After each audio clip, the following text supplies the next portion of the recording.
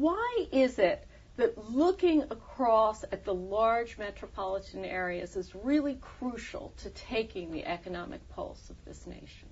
This is a big country. It's got more than 300 million people, and the way that we tend to break that down is looking at those people and those jobs and the firms from the perspective of the regional economies and within which they operate. And we focus on really the 100 largest of those, which collectively contain about 2/3 of the population, generate 3/4 of our gross domestic product. And regional diversity is important because there is a ton of it right now across the country in this recession. You've got metropolitan areas in the sort of upper Midwest where unemployment over the last 2 years has gone up 1 to 2 percentage points, perhaps far below the national average. And there are others in California and Florida where it's doubled, tripled, it's gone up perhaps 10 percentage points. So in some ways, there is no national recession. There's a collection of metropolitan recessions going on around the country. Everybody's been affected, but by tremendously different degrees. And I think that matters for the way that we address it and the way that we talk about it, too, so that it resonates with people on the ground. Now, historically, are recoveries uneven? Is that normal after the Great Depression, after recent recessions? Has it been uneven?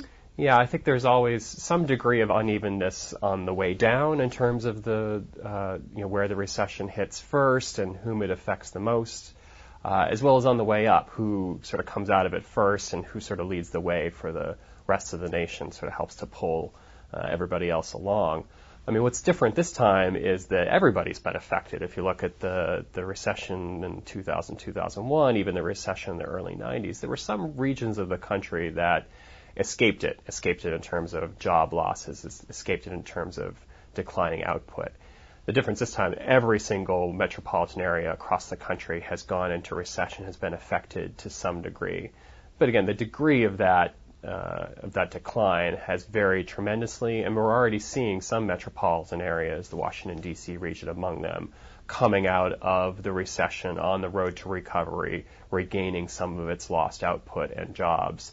So I think, given the variability and given the depth of this recession, there's likely to be a tremendous lag between the first metropolitan areas that are coming out of this into recovery and those that take quite a while longer to do so.